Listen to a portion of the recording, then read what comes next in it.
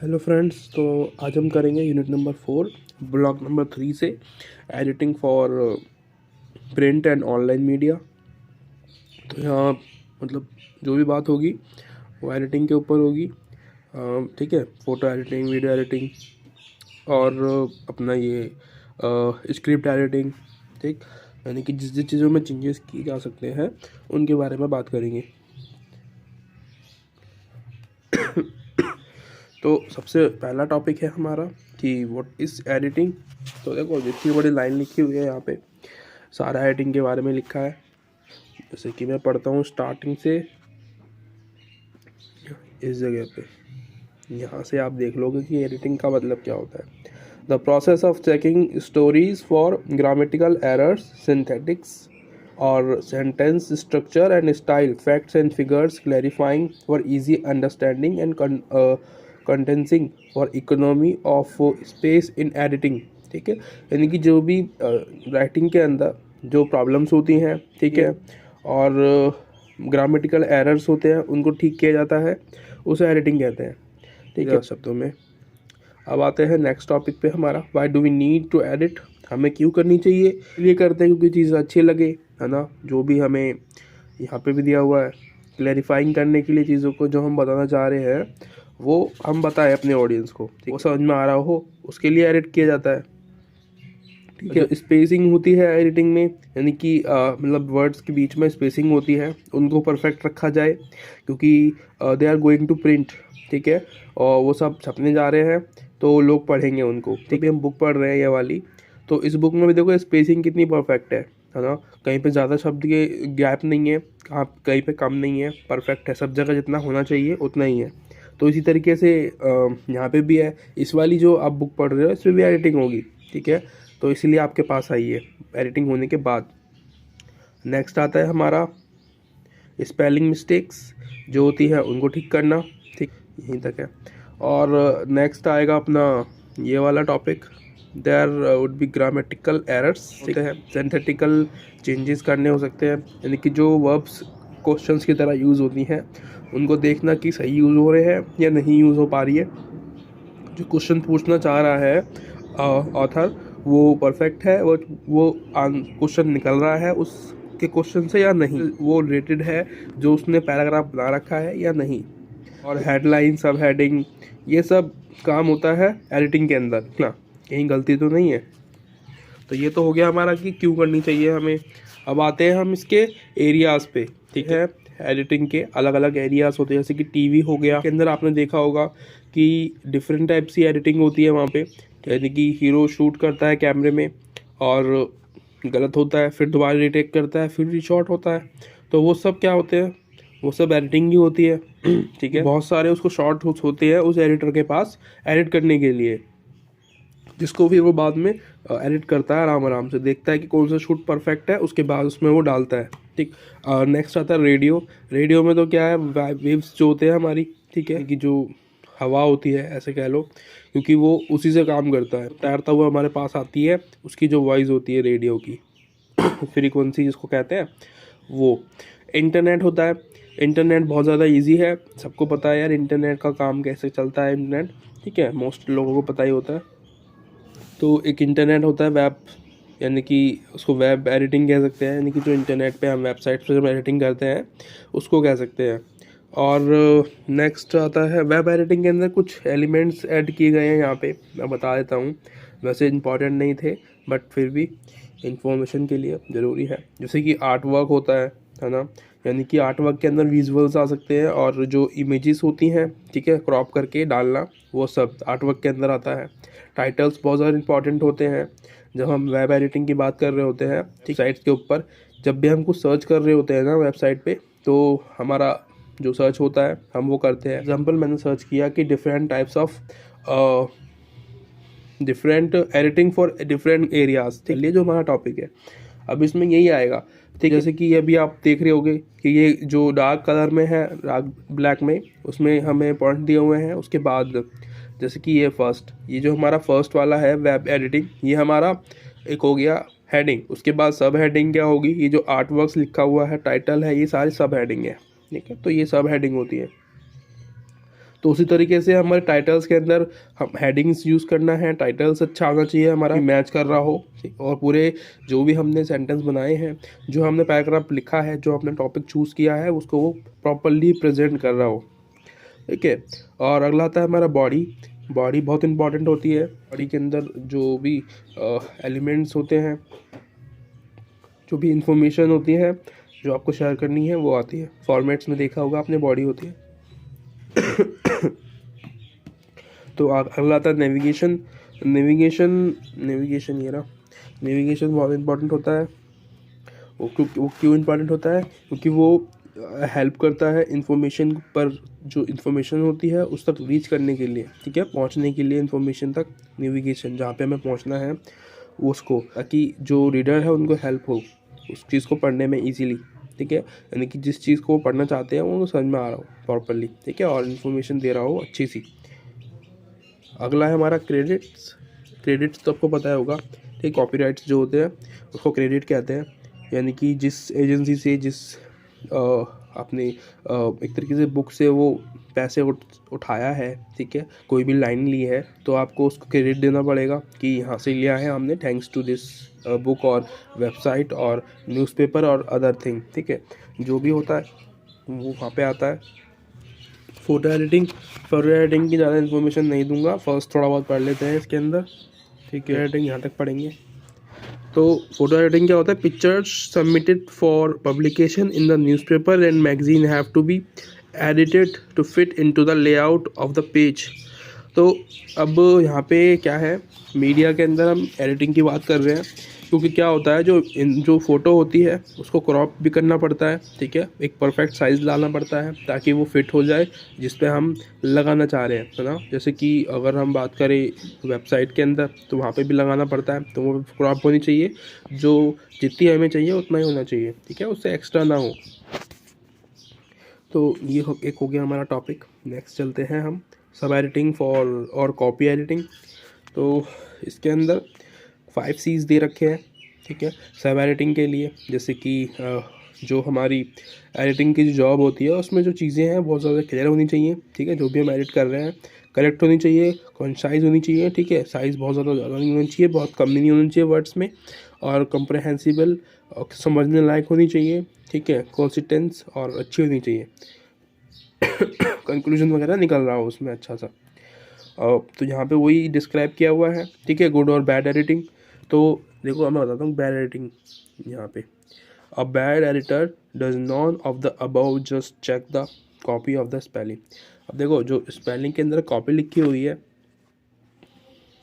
जब भी कोई बैड एडिटर होगा वो क्या करेगा, वो सिर्फ स्पेलिंग चेक करेगा, ठीक है, उससे मतलब नहीं है कि प्रोनाउंस कैसे हैं, ठीक है, इंटोनेशन है स्टोरी के अंदर, और बहुत सारी चीज़ जो हमने पहले बात की है, ठीक है, फ्रेजेस, क्वाट्स, ये सब है या नहीं है वो चेक ही नहीं करेगा, ठीक है। तो वो कौन है? वो बैड एडिटर है। इसलिए वो एडिटिंग की बात कर रहा है, बैड और गुड एडिटर। गुड एडिटर क्या करेगा? हर एक चीज़ चेक करेगा, ठीक है, और पढ़ेगा पूरे पैराग्राफ को कि उसके अंदर जो बताना चाह रहा है ऑथर, ठीक है, जो राइटर है, वो परफेक्टली विजिबल है, दिख रहा है, नज़र आ रहा है, समझ में आ रहा है, तो वो गो थ्रू करेगा दोबारा से, ठीक है, और स्पेलिंग चेक करेगा, फिर पैराग्राफ्स देखेगा, ठीक है, बॉडीज़ देखेगा उसके अंदर, और इंटोनेशंस, कोटेशन सब कुछ चेक करता है, एब्रिविएशंस वगैरह सब कुछ। Barriers remove by editing. कुछ बैरियर्स होते हैं जो हम एडिटिंग के द्वारा मिटा सकते हैं, जैसे कि, ठीक है, जैसे कि जैसे लोग होते हैं, हमें क्या चाहिए, हमें ऐसी चीज़ चाहिए जो कि पढ़ने में आसान हो, रीडेबल हो, समझ में आ रही हो, तो हम उसी को पढ़ते हैं। तो इसी बैरियर्स को मिटा सकते हैं हम एडिटिंग करके, ठीक। नेक्स्ट आता है हमारा जो स्ट्रक्चर है, उसको हम इजी कर सकते हैं, लोगों के लिए समझने लायक बना सकते हैं, और टाइटल्स बहुत ज़्यादा नहीं देने हैं, बहुत कम भी नहीं होनी चाहिए, है ना, एक प्रॉपर होने चाहिए जितने होनी चाहिए। और जो बैड हेडिंग्स हैं उससे बच सकते हैं हम। जो लैंग्वेज है उसको परफेक्ट रख सकते हैं, समझने लायक, easy to simple to understand. और जो सेंटेंस बहुत ज़्यादा लंबे चौड़े हो जाते हैं, यहाँ पे आ रहा हूँ मैं, ठीक है, लंबे चौड़े सेंटेंसेस देखे होंगे आपने जो समझने में आसानी नहीं होती है, उनको अच्छा कर सकते हैं, है ना। और हेडलाइंस, सब हेडिंग्स, इनकी जो कमी होती है इनको पूरा कर सकते हैं अगर हम दोबारा अगर उसको चेक करें या फिर उसको एडिटिंग करें चीज़ों को, ठीक है। टोन ऑफ वॉइस को परफेक्ट कर सकते हैं, यानी कि स्टोरी में एक वॉइस होती है ना, मैंने पहले ही बताया था। यानी कि जो ऑथर होता है वो जो भी कुछ लिख रहा होता है वो उस अपनी वॉइस में लिख रहा होता है ना, उसकी वॉइस होती है उसके पीछे। तो ये देखना बहुत ज़रूरी है कि जो उस राइटिंग के पीछे जो वॉइस है वो परफेक्टली विजिबल है, आ रही है ना, समझने लायक है। तो अगला है हमारा factual errors leave a bad taste in the mouth. तो फैक्चुअल एरर्स होते हैं उनको ठीक करना चाहिए, यानी कि फैक्ट्स जो होते हैं वो सब उनको परफेक्ट लाना चाहिए जगह पे। तो बस ये हो गया, इसको नहीं पढ़ रहे आप, बहुत सारा हो जाएगा नहीं तो सॉरी। ठीक है, अभी यहाँ पे आता है, हमने पढ़ी बात की एडिटर की, अब आते हैं रोल सब एडिटर का। ठीक है, यानी कि जो एडिटर के नीचे काम करता है, ठीक है, सब एडिटर। अब इसका काम पढ़ लेते हैं पहले, उसके बाद हम एडिटर के ऊपर जाएंगे कि एडिटर होता कौन है, क्या करता है, क्यों है, ठीक है, क्या काम है उसका। अब बात करते हैं पहले इसकी। Sub editor is responsible for ensuring every story that goes to print in clear language that maintain the credibility and reputation of the organization they work for। तो जो सब एडिटर होता है वो किस चीज़ के लिए रिस्पॉन्सिबल होता है, वो होता है रिस्पॉन्सिबल कि जो स्टोरी है, जो लैंग्वेज है वो परफेक्ट है, क्रेडिबल है, पढ़ने लायक है, ठीक है, रिपुटेड है, जो ऑर्गेनाइजेशन के लिए वो काम करता है उसके संबंधित है, ठीक है, उससे रिलेटेड है या नहीं है, जिस तरीके की वो स्टोरी लिखते हुए आए हैं। अगला है उसकी कुछ रिस्पॉन्सिबिलिटीज़ होती हैं, जैसे कि वही सब चीज़ जो मैंने पहले बताई है, स्पेलिंग मिस्टेक, ग्रामर वगैरह देखना उसके अंदर, ठीक है, री राइटिंग चेक करना, फ्लोज, रीड बेटर,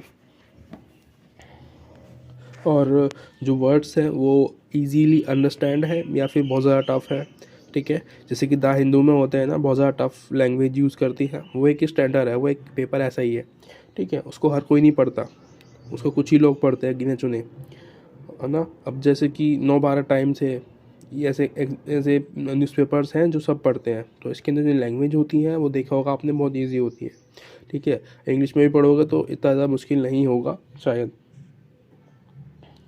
और राइटिंग हेडलाइंस राइटिंग करना, और जो जो भी रूल्स हैं उनको ब्रेक नहीं करना चाहिए, ठीक है। और क्रॉपिंग फ़ोटोज़ लगाना वहाँ पे जो उससे रिलेटेड है उस टॉपिक से, प्रूफ रीडिंग करना, और इसी के अंदर यार मैं अभी, ठीक है, देख लेना, और ये सब काम करना का सब, ये सब काम होता है रोल ऑफ सब एडिटर का, ठीक है। अब सब एडिटर की क्वालिटीज़ क्या होनी चाहिए, वो शुड बी कामनेस, ठीक है, वो बड़ा धैर्य रखने वाला होना चाहिए बंदा। दूसरा होना चाहिए कि डिसीज़न लेना बड़ा आसानी से जानता हो, वो ले पाए किसी भी टॉपिक से रिलेटेड, जो भी डिस्कशन होते हैं, जो भी एक तरीके से डिस्कशंस होते हैं उनको अच्छे से ले पाए, ठीक है। किसी भी चीज़, किसी भी व्यक्ति की साइड ना ले, जैसे कि महिला या फिर गर्ल्स या बॉयज़ के बीच में इसकी साइड ना ले रहा हो, है ना, जहाँ की गर्ल्स की साइड ले रहा हो ना फिर वो एक बॉय की साइड ले रहा हो, दोनों के बीच हुए हो, ठीक है, दोनों की अच्छी और गलत बता रहा हो, वहाँ पे वो एक परफेक्ट एडिटर बनेगा। मेमोरी बहुत अच्छी होनी चाहिए, बहुत शार्प होनी चाहिए, है ना, उसको वर्ड्स याद रहने चाहिए, फैक्ट्स बहुत ज़्यादा याद होने चाहिए, और ग्रास्प, और जो सिचुएशन की जो एक तरीके से साइजेस होती है अनफोल्ड होनी चाहिए चीज़ों को। और नो योर रीडर, तो अपने रीडर के बारे में पता होना चाहिए उसे, कॉन्फिडेंस होना चाहिए, मैच्योर होना चाहिए, स्केप्टिकल की एक अलग फेस वैल्यू हो, नॉलेज हो उसमें बहुत सारी, ये सब क्वालिटीज़ होनी चाहिए एक सब एडिटर के अंदर। प्रेशर काम भी करना जानता हो। और एक उसकी ड्यूटीज़ क्या होगी, ड्यूटीज़ मैंने बात कर ली है वैसे, तो कुछ बताता हूँ मैं यहाँ से ही, ऐसे ही बता देता हूँ। तो उसकी क्लैरिटीज़ होंगी, जैसे कि क्लैरिफाइंग द स्टोरी, ठीक है, यानी कि जो स्टोरी है, जो वो उसमें जो वो एडिटिंग कर रहा है वो क्लैरिफाइंग कर पाए उस जो उसके फैक्ट होने चाहिए वो 100% नहीं, 200% परफेक्ट होने चाहिए, ठीक है। और जो करंट में जो चल रहा है, ठीक है, उसको अवॉइड करें तो अच्छा है। और उसके अलावा एंटी वुमेन या एंटी मैन। वुमेन मतलब होता है, या एंटी मैन मतलब होता है किसी एक की साइड लेना, है ना। एंटी मैन मतलब होता है, एंटी मैन यानी कि वो लोग होते हैं जो कि मैन की बुराई करते हैं, ठीक है। एंटी वुमेन वो लोग होते हैं जो कि वुमेन यानी कि औरतों की बुराई करते हैं। समझ में आ गया। तो ऐसा ना हो उसके साथ, वो ऐसा ना हो, और किसी भी जाति प्रथा वगैरह का, संस्कृति का मजाक ना उड़ाए। ये इसकी ड्यूटी होनी चाहिए, ठीक है, एक एडिटर की, एक सब एडिटर की। तो यहाँ पे है कि हम कैसे एक कॉपी को एडिट कर सकते हैं। तो पहला हमारा आता है एडिटिंग करने की कुछ चीज़ें हैं, जैसे कि स्पेलिंग, पंक्चुएशन, ग्रामर, है ना, एक्सप्रेशन, स्मूथनेस देखना, और रिदम जो स्टोरी में होना चाहिए, कॉम्प्रिहेंसिबिलिटी कि रीडेबल है, पढ़ने लायक है कि नहीं है, वो सब चेक करना एक काम होता है एडिटर का, ठीक है। और हाँ, बात करें फॉर्मेट की, तो देखो फॉर्मेट में ना, यहाँ तक ही है ना, फॉर्मेट में ना अगर हम बात करें डिवाइड इनटू टू, ये दो चीज़ों में बटा होता है। पहला होता है इंट्रो, दूसरा होता है बॉडी, ठीक है। तो इंट्रो में बताने की जरूरत नहीं है। बॉडी में क्या होता है, बॉडी में पूरी आँख से लेके पैर तक सारी इन्फॉर्मेशन होती है, जिस भी चीज़ के बारे में लिखा होगा। ये हो गया। इसके बाद बात करते हैं ओपनिंग पैरा की, ठीक है। ओपनिंग पैरा में क्या है, ये कभी भी, ये हमेशा क्या करता है, ये इन्वर्टेड पिरामिड को फॉलो करता है। मैंने बताया था इन्वर्टेड पिरामिड, अब नहीं बताऊंगा, अगर नहीं पता तो जाके देख लो, इससे पहले वाली वीडियोस में बता रखा है। तो इन्वर्टेड पिरामिड में एक खासियत बता रहा हूँ मैं कि स्ट्रक्चर बहुत अच्छा होता है इसका, ठीक है। पिरामिड होता है पर उल्टा होता है, पर स्ट्रक्चर बहुत बढ़िया होता है। अगला है हमारा इसके अंदर एडिटर्स टूल बॉक्स। तो उनके पास कुछ टूल बॉक्स होते हैं, ठीक है, यानी कि जो एडिटर्स होते हैं, एडिटर होते हैं, इनके पास टूल बॉक्स होते हैं। कौन कौन से बॉक्स होते हैं, जैसे कि हम बात करें डिक्शनरी की, उसके पास डिक्शनरी होगी अलग अलग तरीके की। देखो, एक डिक्शनरी वो डिक्शनरी होती है जिसमें कि वर्ड मीनिंग लिखी होती है, ठीक है, और एक डिक्शनरी वो डिक्शनरी होती है जिसके अंदर हम बात करें कि सिनोनियम्स लिखे होते हैं, ठीक है। डिक्शनरी वर्ड मीनिंग वाली, एक डिक्शनरी सिनोनियम्स वाली। यहाँ पे इसको बोलते हैं थिसोरस, जिसको कहते हैं ना, थिसोरस मतलब होता है सिनोनियम्स, ठीक है। यानी कि एक तरीके की बुक जिसके अंदर एक वर्ड्स के बहुत सारे वर्ड्स लिखे होते हैं, है ना। हमने पढ़े नहीं होंगे, पढ़े हुए हैं सब, मतलब कि इंग्लिश में ग्रामर में कि सिनोनियम्स वगैरह सब पढ़े हुए हैं। डूज और डोंट्स, रिमेंबर, जो जो लॉन्ग कोट्स होते हैं उनको ब्रेक करना है, राइट। बहुत ज़्यादा बड़े कोट्स काम नहीं करेंगे। और अब जैसे अवॉइड घर में क्या करना है कि जैसे कि वुमेन यूज़ करते हैं ना कुछ शब्द में, जैसे कि women, man officer, women officer, तो यहाँ ये ना यूज़ करके किसी का हम नाम यूज़ कर ले, वो बढ़िया है, ठीक है। नाम यूज़ करना ज़्यादा अच्छा प्रेफरेंस मानते हैं। और नेक्स्ट आता है हमारा ये वाला कंपनी, ठीक है, ग्रुप या ऑर्गेनाइजेशन की बात कर रहे हैं तो उसको बताना पड़ेगा कि जो भी है उसका नाम लेके दे कैन एक्सप्लेन। और जो आपके कोड्स हैं वो एक्यूरेट होने चाहिए, ठीक है, कहीं से भी मतलब चीटिंग वगैरह का ना हो कुछ ऐसा। तो ये हो गया है ख़त्म, मिलेंगे नेक्स्ट वीडियो में। Thank you so much, like subscribe वगैरह कर देना जो भी है। Thank you.